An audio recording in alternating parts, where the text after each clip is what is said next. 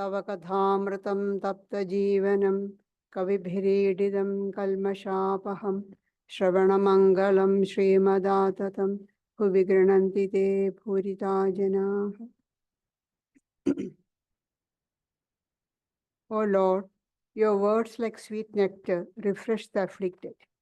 Your words, which poets have sung in verses, vanquish the sins of the worldly.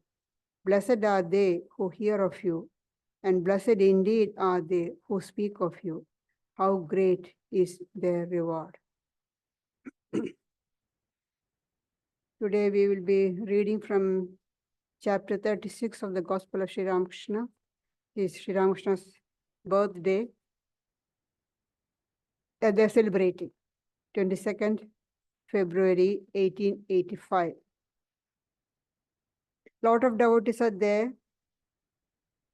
There is Girish is there, Narendra is there. Sri Ramakrishna is very happy because Narendra is there.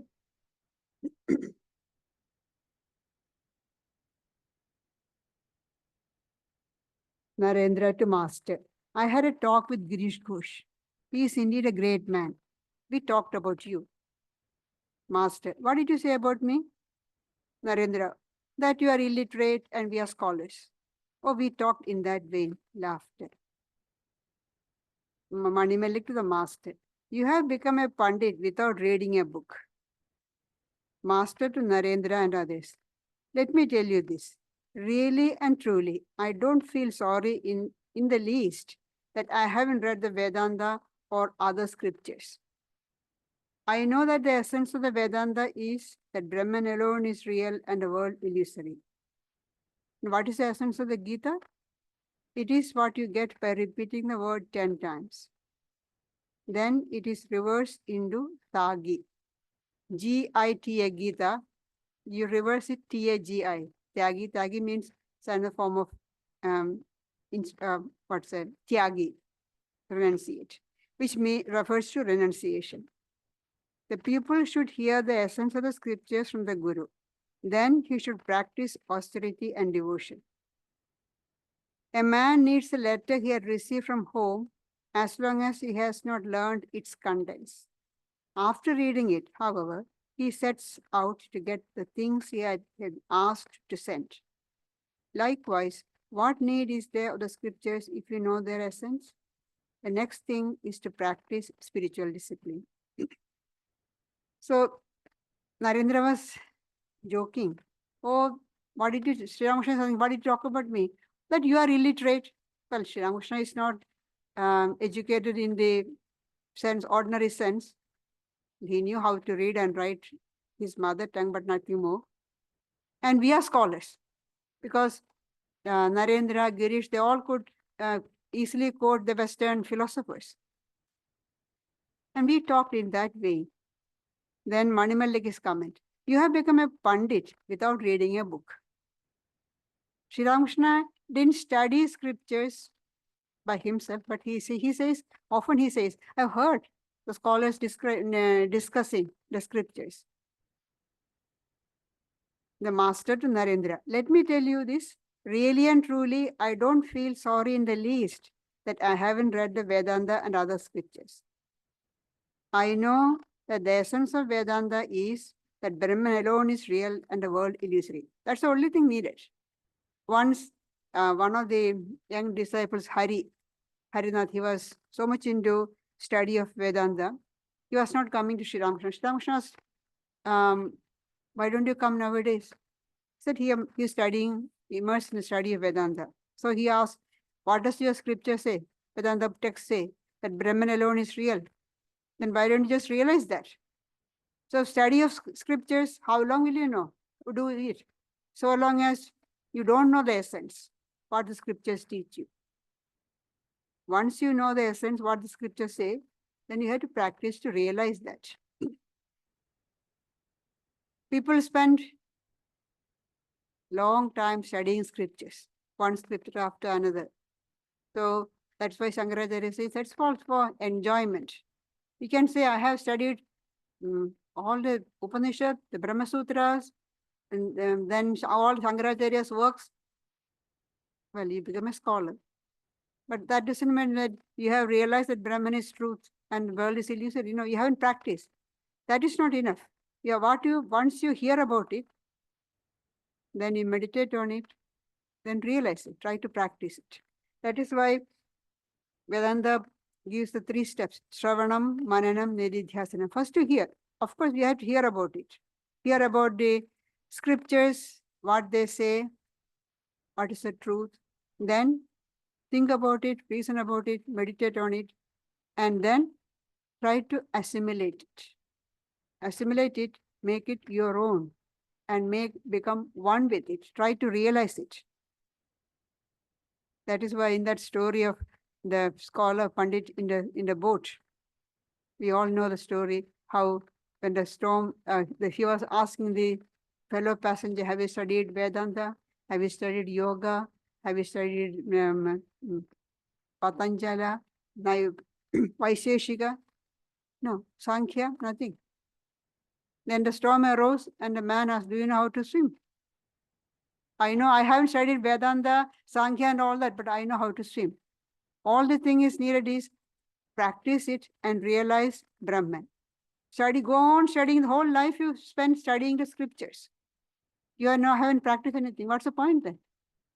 The essence is to practice it. And then Sri Ramakrishna says, and what is the essence of the Gita? It is what you get by repeating the word 10 times. Then it is reversed to Tagi, which refers to renunciation. So Gita says, man, be unattached. Renunciation does not mean leaving everything and going away to the forest or mountain. No. Be unattached. Do all your duty. What does Shri Krishna tells Arjuna in the Gita?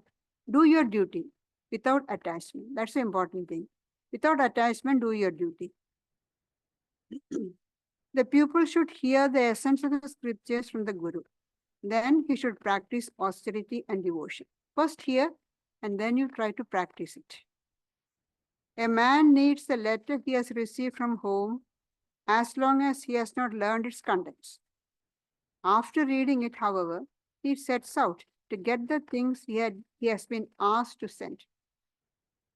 A man got a letter from his home asking him to get a few things.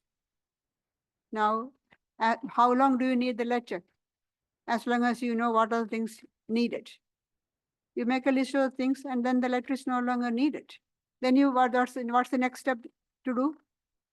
Get those things and send it back home. But what we do is we go on reading the letter. Spend our whole life reading the letter, not trying to get the things. That's what we are doing. We are go on studying scriptures, but we are not practicing what the scriptures are teaching. To put it in our life, practice and make it our own, that we are not doing. After reading it, however, he sets out to get the things he has been asked to send. Likewise, what need is there of the scriptures if you know their essence? The next thing is the practice of spiritual discipline. Girish entered the room. Master to Girish. Hello, what were you talking about me? I eat, drink and make merry. Girish. What should we have been saying about you? Are you a holy man? Master. No, nothing of the sort. Truly, I do not feel I am a holy man. Girish. I am not your equal even in joke. Sri Ramakrishna is always full of bliss. So he can say, what do you say? I'm not a holy man. When Girish asked, what can we talk about you? Are you a holy man? What is there to talk about you? So Sri Ramakrishna said, no, nothing. I do not feel I'm a holy man. So Girish has to admit, no, I'm not even your equal even in joking. Sri Ramakrishna was full of bliss. He had a very great sense of humor. Master, I once went to Jayagopal Sen's garden house wearing a red bordered clothes. Jayagopal Sen was one of the Brahmo devotee, and he used to conduct the semi-annual function, celebration of the Brahma Samaj at his garden house. So Sri Ramakrishna went there, and because Keshav Sen was going to come. Keshav was there. And he says, I went there wearing a red bordered cloth. Red border is very, red bordered dhoti is very fancy. Only babus, gentlemen wear it. So looking at the red border, Keshav said, what is this? Such a flash of color today? Such a display of red borders? I said, I have to cast a spell on Keshav, hence this display. Now I had to make Keshav attracted to me, so I'm showing off with the red borders dhuti. See, if you read the gospel, you can see almost every 2 pages or third page, you can see Sri Ramakrishna saying something and everybody is laughing. And sometimes you can see the people, the young, especially the young devotees, they're all on the ground laughing. Sri Ramakrishna is full of bliss. Often we have the idea that a holy person should be very serious, not laughing. And Swamiji says, if you have a long face, that means that's not a sign of holiness. It so shows that you have got some stomach problem, stomach ache. That's why you got a long face. I remember once after I joined, I had to go for a course, teacher's training course. And one day we were coming back from the university with another girl. And we were saying something and we were laughing. And she was asking, sister, how could you laugh like this? Because as far as they are concerned, they are used to Catholic nuns who never laugh. They are very serious. So she was asking, how can you laugh like this? We are children of bliss. Sri Ramakrishna says, is children bliss. Why should we be morose? That's a sign of an illumined person, always blissful. That look at Sri Ramakrishna. And Holy Mother used to say she felt as though a pitcher full of bliss was kept in her heart. And that's why living in a Nahabat. If you look at from our standpoint, ordinary standpoint, living in that Nahabat was really, really terrible. Such a small place and spending the whole day cooking for Sri Ramakrishna, cooking for the devotees, looking after them. And not just Holy Mother. Other ladies, devotees, also come sometimes spend the night there with her. And she had all her groceries, vegetables, sometimes even when Sri Ramakrishna's stomach was so delicate, so she had to make fish soup for him and the live fish kept in the water, hanging in the pots, but also in that room. And she spent years there in that room, but she said, as though it was full of bliss. She was always blissful.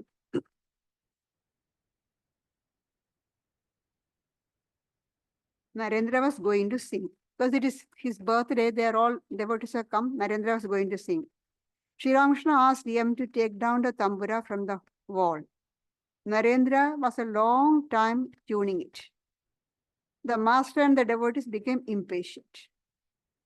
Vinod, that's another young devotee. He will tune it today and sing another day. Laughter. Sri Ramakrishna laughed. He said, I feel like breaking the tambura to pieces. What is this? Only tong, tong. Then he will practice tananana, Bhavanath. Everybody feels annoyed like this before a musical performance begins. See, we can see here also when we have the music, we can see they are all taking a long time to tune the instruments. We feel like impatient. Narendra still tuning, if you don't understand it. Master smiling. There, he explains away our complaints. Narendra began to sing. Sri Ramakrishna was seated on a small couch. Nitya Gopal and other devotees were on the floor. Narendra sang, O Mother, thou my inner guide, ever awake within my heart. Day and night thou holdst me in thy lap.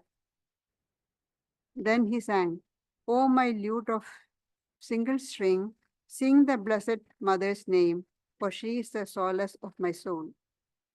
And again, in dense darkness, O Mother, thy formless beauty sparkles. Therefore the yogis meditate in the dark mountain cave.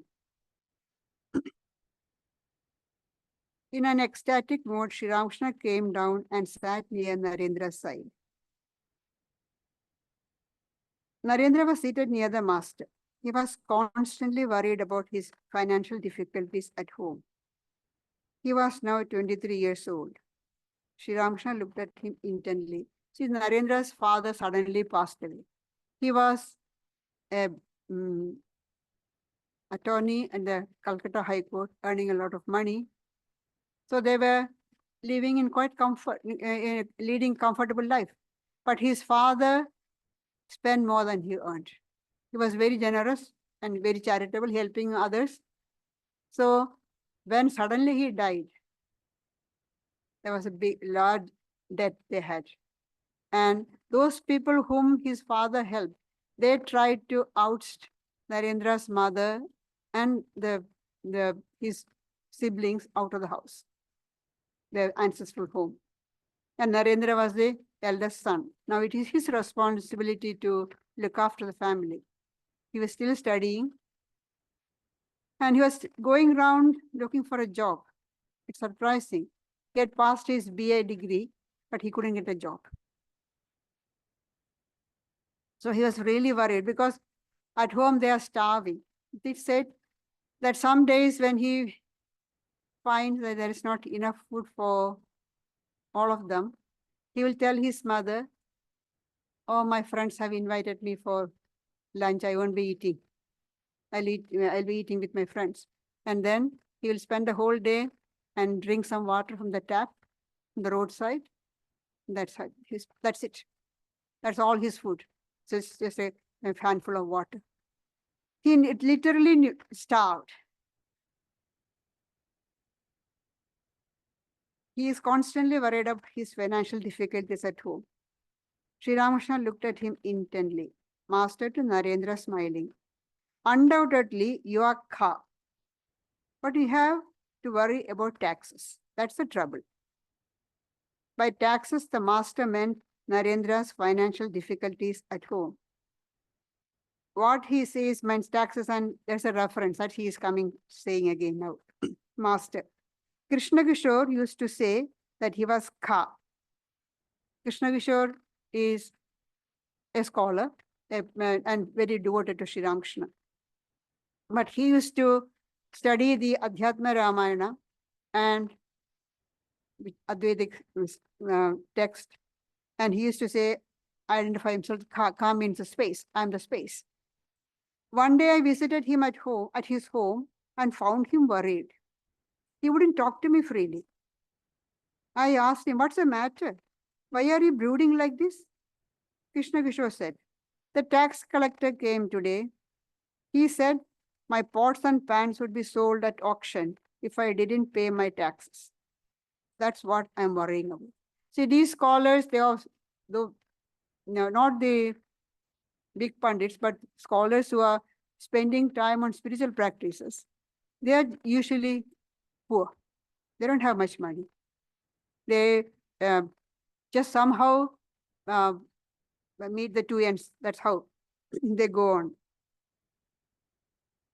And here now tax collector has come. There is no way, no money to pay the taxes. So he threatened that the few pots and pans at home, that will be sold for the taxes. So this Krishna Kishore is worried. I laughed and said, how is that? You are surely Kha, the Akasha, the space.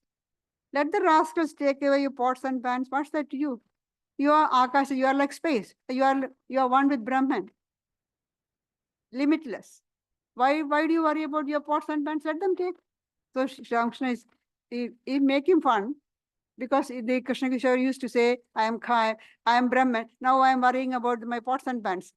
One moment I say I am Brahman, one with Brahman, and now next moment I am worrying about pots and pans. So he is making fun to Narendra. So I am saying that you are Kha.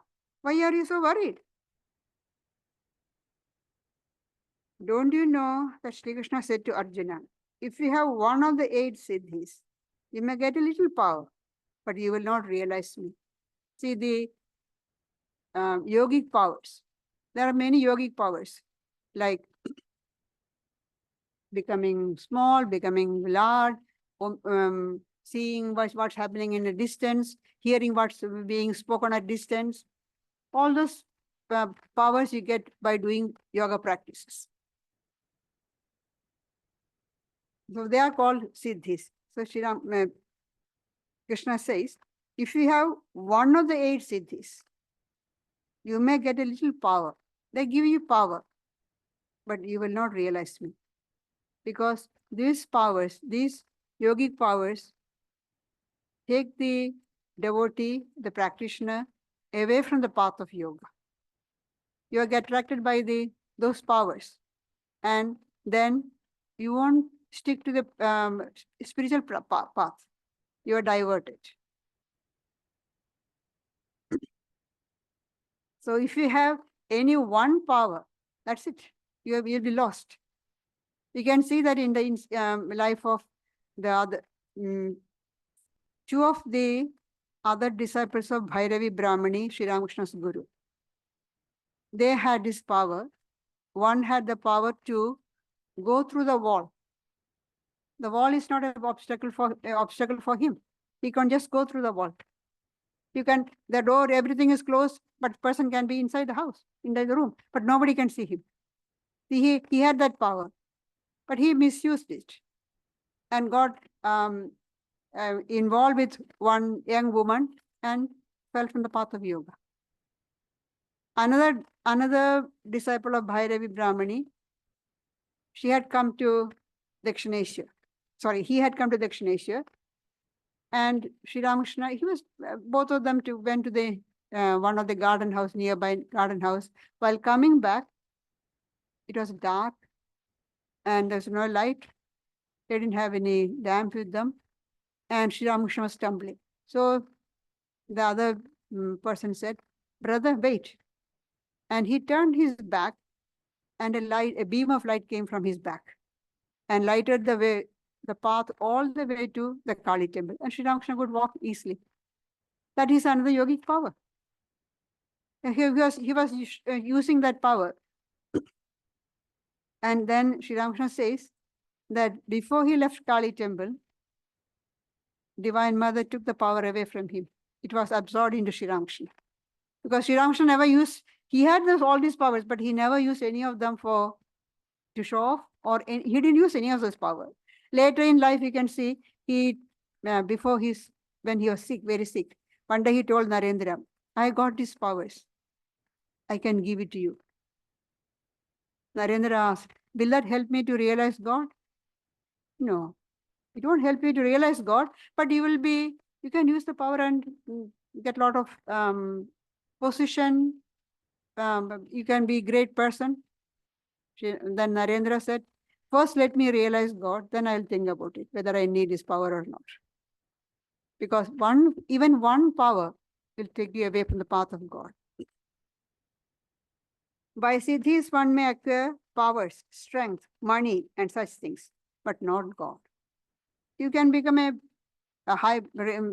lot of power, strength, and very rich, wealthy, name, fame, everything will be there, but you will be away from God. Let me tell you something else. Go beyond knowledge and ignorance. We all want knowledge, but Sri Ramakrishna says go beyond knowledge, because knowledge and ignorance go together. People say that such and such a one is a jnani, a knower. But in reality, it is not so. And he gives an example. Vasishta, that's the Rama's guru. Vasishta was a great jnani. Vasishta is known as Brahmashi. He's a knower of Brahman. But even he was stricken with grief on account of the death of his sons. At this, Lakshmana said to Rama, "This is amazing, Rama. Even Vasishta is so grief-stricken because his sons were killed somehow. Somebody killed the sons, and Vasishta was so grief-stricken." So Lakshmana was surprised. Vasishta, a knower of Brahman, he is grief-stricken of his death of his sons. Rama said, "Brother, he who has knowledge has ignorance as well." He who is aware of light is also aware of darkness. He who knows good also knows bad. He who knows happiness also knows misery. Brother, go beyond duality, beyond pleasure and pain, beyond knowledge and ignorance. In general, we call them the pairs of opposite. Go beyond the pairs of opposite. Good and bad, pleasure and pain, good fortune, misfortune, praise and blame, all these go together. If you get one, you get the other one also. You cannot avoid it. So if you have knowledge, that means you have got ignorance also. Narendra. So I am asking you to go beyond both knowledge and ignorance. Sri Ramakrishna went back to his small couch. The devotees were seated on the floor. Surendra sat by his side. The master cast an affectionate look on him and began to give him advice. Surendra was one of the very close devotees of Sri Ramakrishna. Master to Surendra, come here every now and then.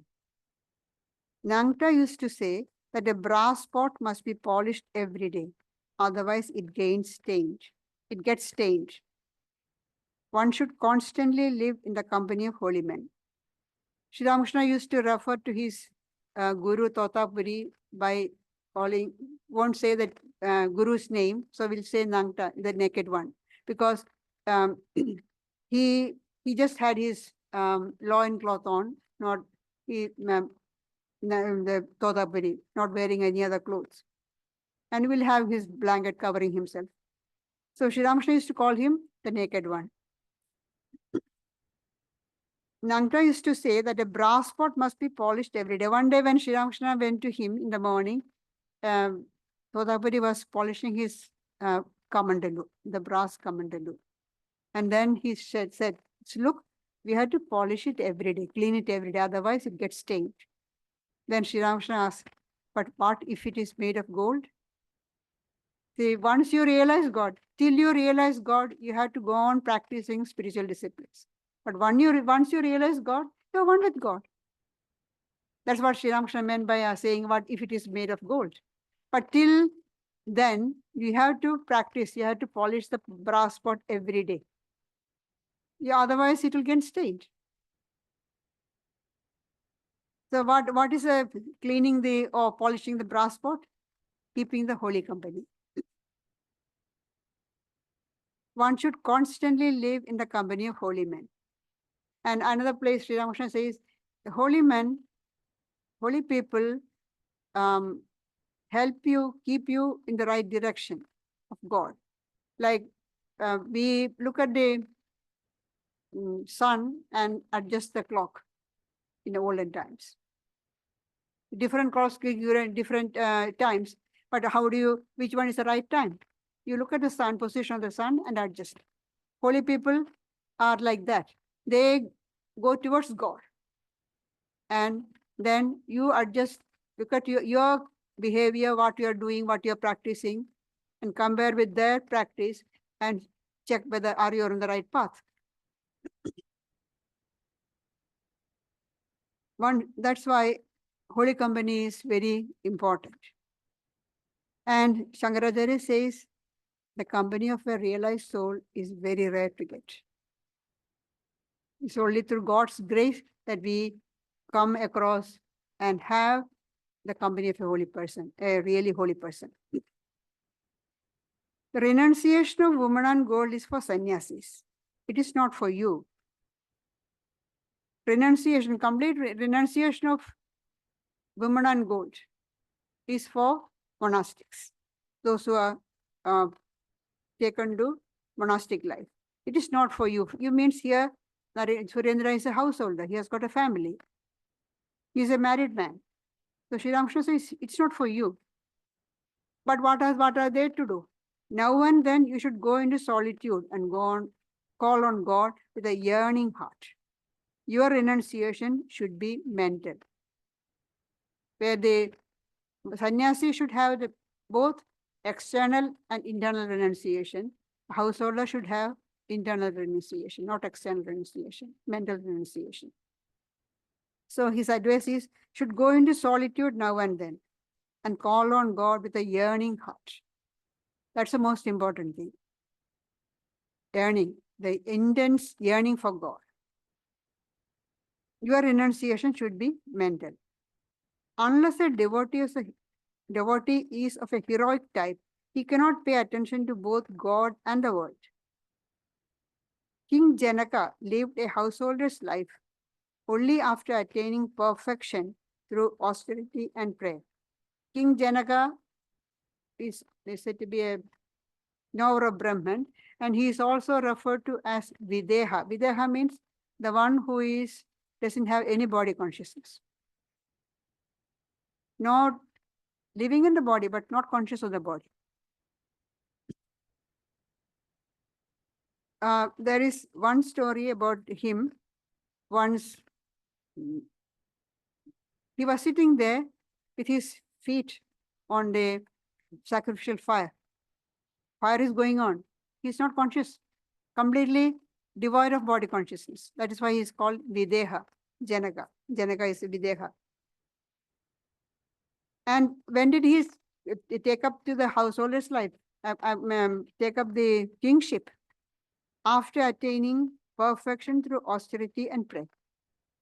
He did a lot of spiritual practices, austerities, and he attained self-realization, God-realization.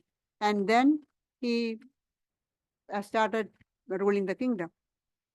And Vyasa, the great sage, sent his son Shuka, who was, he said, to be born a knower of Brahman, to King Janaka to learn.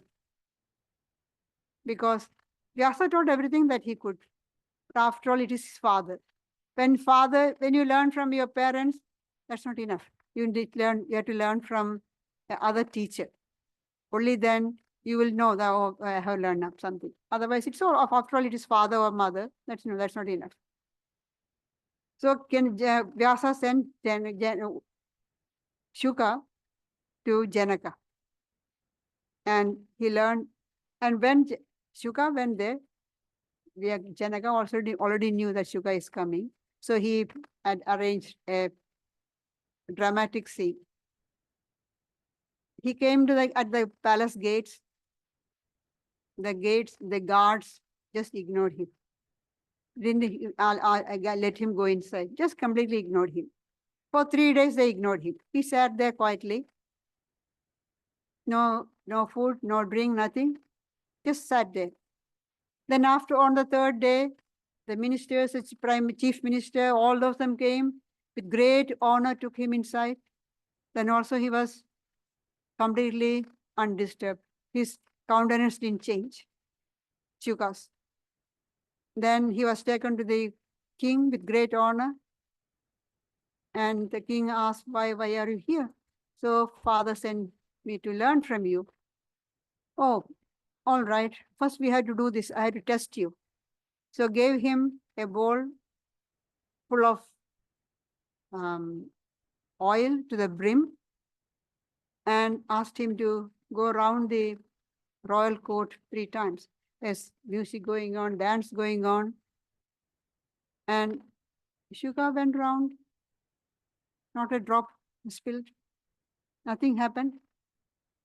Then in the end, Janaka said, there is nothing for me to teach you. You already are established in Brahman. But that has to come from Janaka. That is Janaka.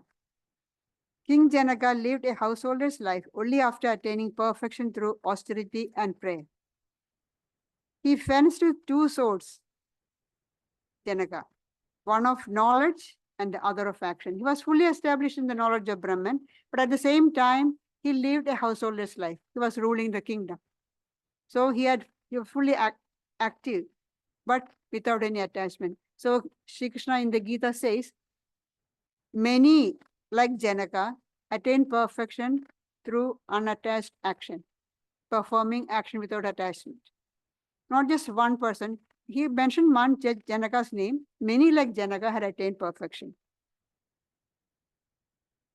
The master sang, "This very world is a mansion of mirth. Here I can eat, here drink and make merry. Janaka's might was unsurpassed. What did he lack of the world or of the spirit?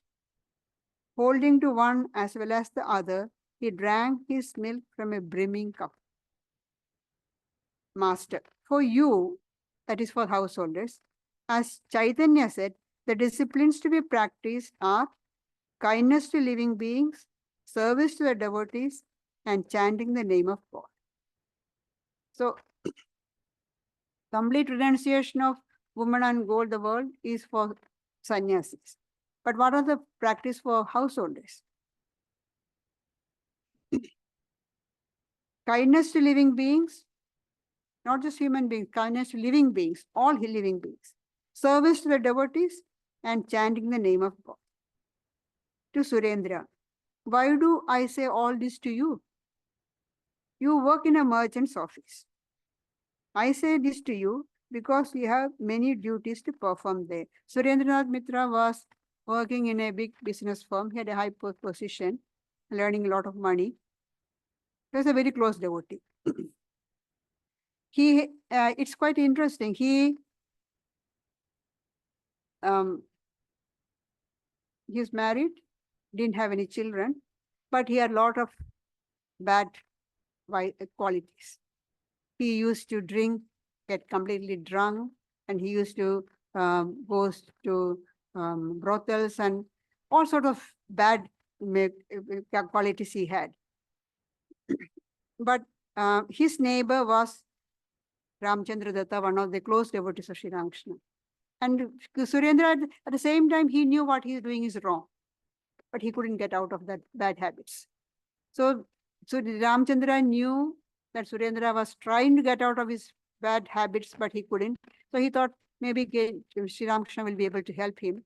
So he wanted to take to Sri Ramakrishna. Surendra said, "No, I don't want to you, holy man. You may be respecting him. All right, you go. Why should you bother me? I'm quite happy." But Ramchandra kept on pestering him. At last, he decided, he'll go. But if your holy man is a fake man, I'll twist his ears. That's how he said. And he went there. And Sri Ramakrishna was talking to the devotees. And the things that he said somehow touched Surendra's heart.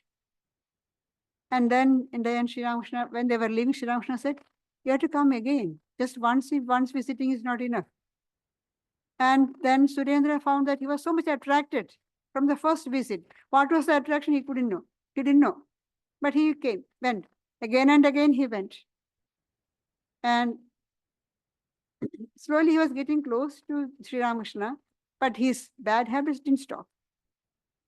Then Ramchandra was feeling bad that Surendra, a close devotee of Sri Ramakrishna, is so addicted to drinking. It will be a bad image for Sri Ramakrishna. They will say, "Oh, Paramahamsa's devotees are drunkards." So he kept on saying, "You should give up drinking." Surendra said, "But Master never asked me. Sri Ramakrishna never asked me." Then kept on, this argument went on between the two. And one day he said, "All right, let's go. If he asks me to stop drinking, I will. Otherwise, I won't." They went there. And Sri Ramakrishna suddenly said in an ecstatic mood, "Why do you think that it is just ordinary wine? Why don't you offer to, when you drink, why don't you offer to Divine Mother Kali?" Because he was a devotee of Kali, "and bring it as prasad. Then you won't be, but make sure you don't totter. You don't get drunk. You don't lose your mind." That's all. He never asked him not to stop drinking, to not drink, to stop drinking. No. So Sri Ramakrishna didn't ask. But Surendra followed that instruction. Whenever he was going to drink, he will offer it to Divine Mother Kali and then drink it as prasad. Slowly, slowly, his attraction for alcohol went down and down. He never asked. And the same thing. And then going to the brothels, he said, when Sri Ramakrishna said, "When you go to bad places, why don't you take Divine Mother with you?" So that also stopped.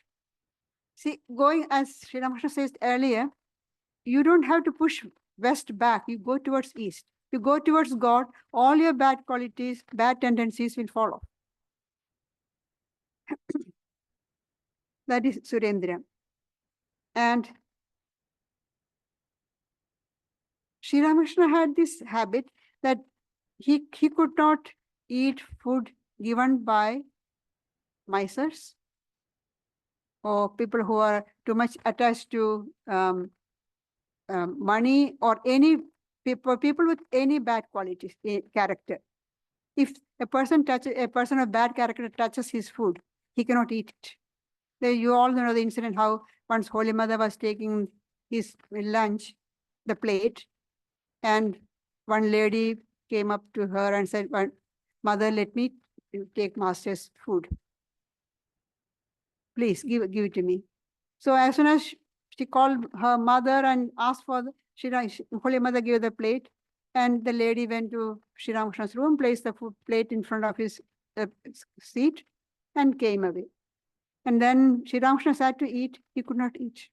He took the food in the hand, took it to his mouth, but he could not put it inside the mouth. Then he told Holy Mother, who was seated next to him, "Don't you know that lady's character was not good? Why did you give the plate to her? Don't you know I can't eat it?" That mother's reply was very important there.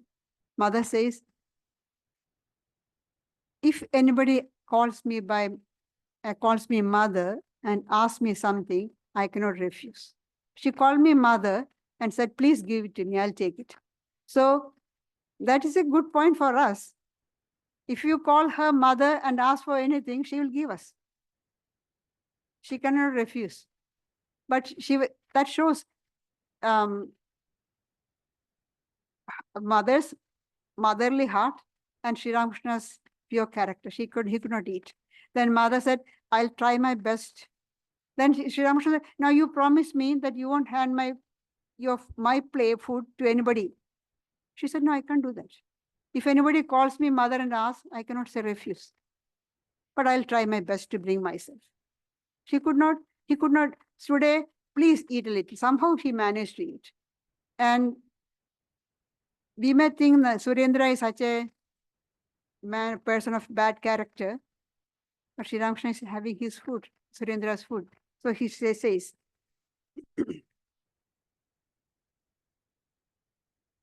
"I say this to you because you have many duties to perform in the office. You tell lies at the office. Then why do I eat the food you offer me?" Sri Ramakrishna pointed out Surendra as one of his half suppliers. It says, Divine Mother showed 4 people as the suppliers of his need. The first one was Madhur Babu, then Shambhu Malik. Then Sri Ramakrishna says, the others I am not sure, but Surendra seems to be half supplier. And then another person Sri Ramakrishna identified was Balaram Basu. So Surendra was one of the suppliers of his physical needs. So why do I eat the food you offer me? Because you give your money in charity. You give away more than you earn. The seed of the melon is bigger than the fruit, as the saying goes. See, giving charity is so important. You give more than you earn. So the negative part or influence comes from telling lies in the office, which he is forced to tell, is cancelled by his act of charity. I cannot eat anything offered by miserly people. Their wealth is squandered in these ways. First, litigation. They are so addicted, though possessive of their wealth, they go to court for anything, court cases. So the money is wasted. All the money is given to the lawyers. First, litigation. Second, thieves and robbers. Third, physicians. Health is broken, the money goes to the doctors. Fourth, the wicked children's extravagance. So earning a lot of money, hoarding the money without spending, this all goes in these 4 ways. First, litigation, cases, court case, then thieves and robbers, physicians, and finally, the wicked children's extravagance. It is like that. Your giving money away in charity is very good. Those who have money should give in charity.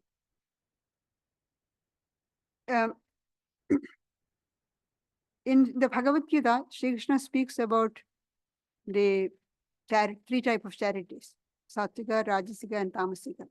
Sattvika charity is giving to the right person at the right time for the right purpose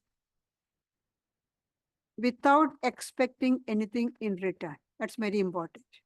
You give and you expect something in. You give a present and you expect a gift from that person to whom you are given. That's not giving any gift. That's not dana or charity. That's exchange. It's a contract. I heard that you people invite friends for a party and you expect them to invite you back. So it's all contract. It's not charity. It is not dana. Dana is where you don't expect anything back from the person to whom you are giving. And also the person is not capable of returning the service. You do some service to the person. If the person is capable of returning that service to you, it's not really a dana, charity. A person to whom you give to a person who is not capable of returning, then it is a real charity. And without anything expecting. And another thing, a very important thing is give with respect. In the Taittiriya Upanishad, we see the teacher is giving the advice as the students have finished their studies. What's the convocational advice? Starts with speak the truth, follow righteousness, keep up the study of scriptures, and then the teacher comes to instructing how to give charity, how to give dana. It says Shraddhaya Deyam, give with respect. Ashraddhaya Adeyam, don't give without respect. If you are grudgingly, don't give. If you don't want to give, don't give. But don't give grudgingly. You are actually humiliating the receiver.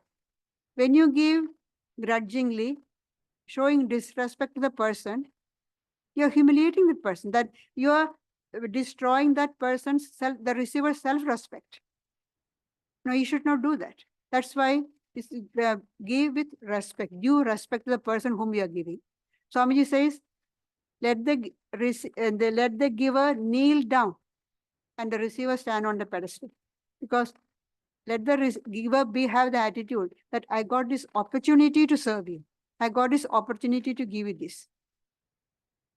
That is showing giving with respect. Then it says, Shriya Deyam. Give the sense of plenty. Even if what you give may be a small amount, but how you feel inside. I got lots, I'm giving.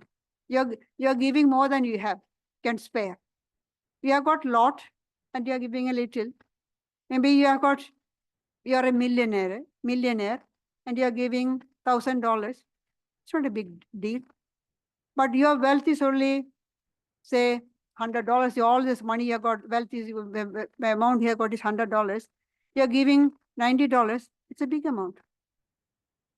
But it's a mental attitude. In the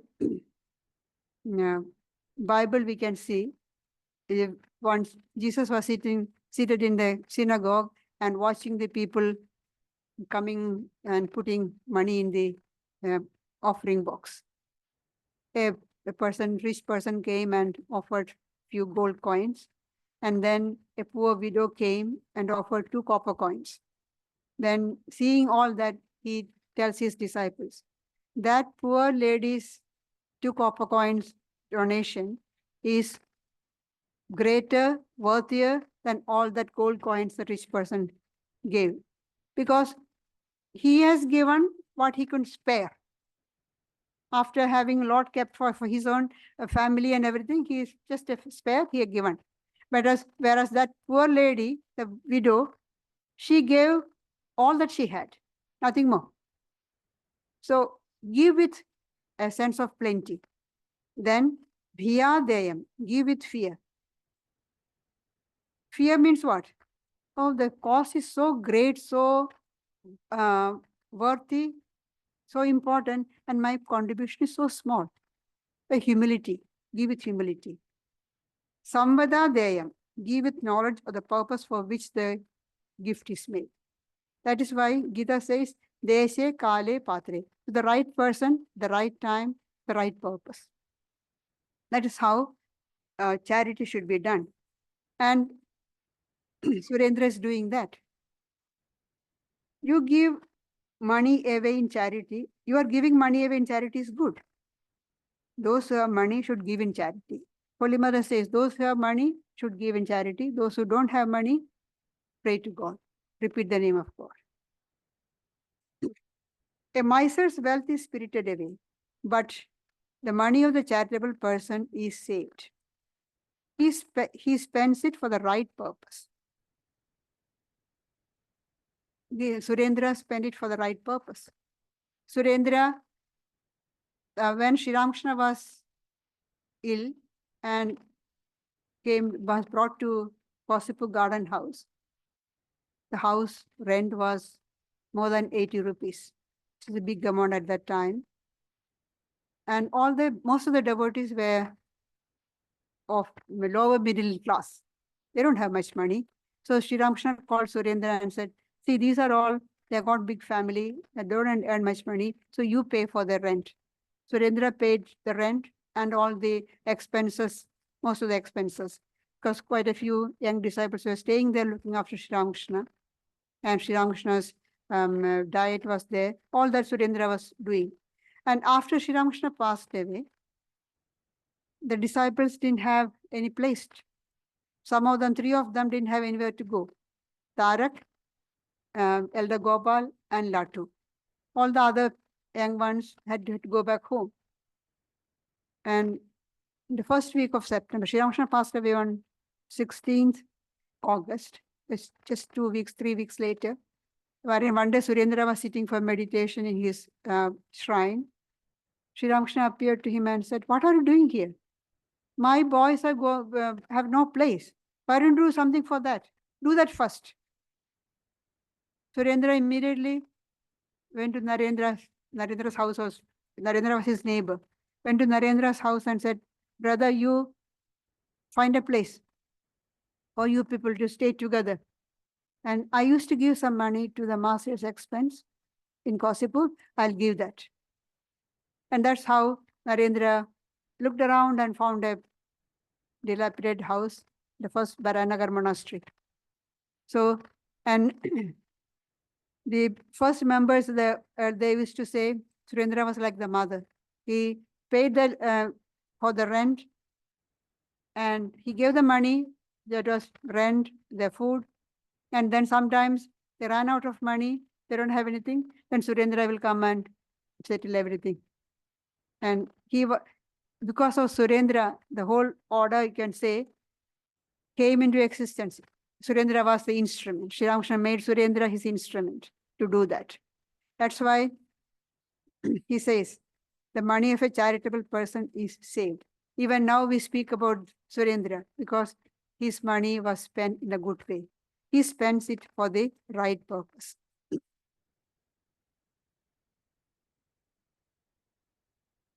He who gives away in charity achieves great results. He achieves the 4 fruits, dharma, artha, kama, and moksha. All the 4 purusharthas. Dharma, righteousness; artha, wealth; prosperity; kama, enjoyment; and moksha, liberation. Thank you.